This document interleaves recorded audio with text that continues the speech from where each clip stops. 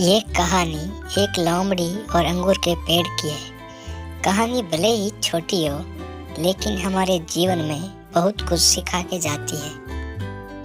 एक जंगल में एक लोमड़ी सुबह से शाम तक भोजन की तलाश में भटकते भटकते थक गई, लेकिन वह भोजन तलाश नहीं कर पाई।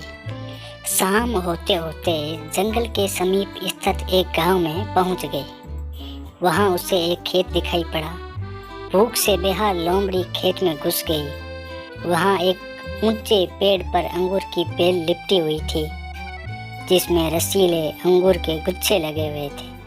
अंगूर देखते ही लोमड़ी के मुंह में लार टपकने लगी। वह उन रस भरे अंगूरों को खाकर अपनी भूख मिटानी चाहती थी।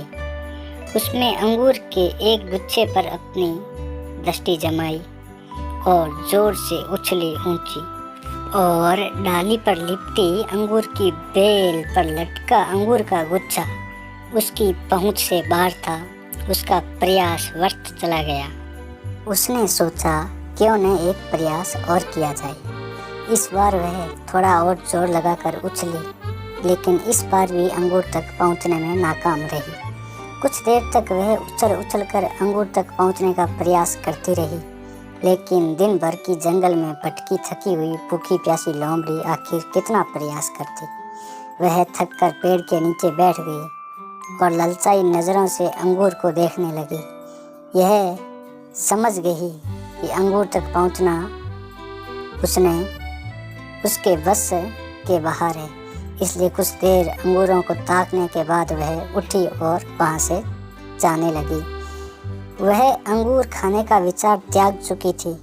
पास ही एक पेड़ पर बैठा बंदर उसे बहुत देर से देख रहा था। उसे जाते हुए देख वह खुद को रोक नहीं पाया और पूछ बैठा, क्या हुआ लोमड़ी बहन, वापस क्यों जा रही हो? अंगूर नहीं खाओगी? लोमड़ी रुकी और बंदर को देखकर फीकी मुस्कान के साथ बोली, नहीं बंदर भाई, मैं ऐसे अंगूर नहीं खाती। यह अंगूर तो खट्टे हैं। और लोमड़ी बेचारी दुखी होकर वहाँ से चली गई, और लोमड़ी को अपने आप पर भी बहुत पश्चाताप हो रहा था कि मैं अंगूर नहीं खा पाई।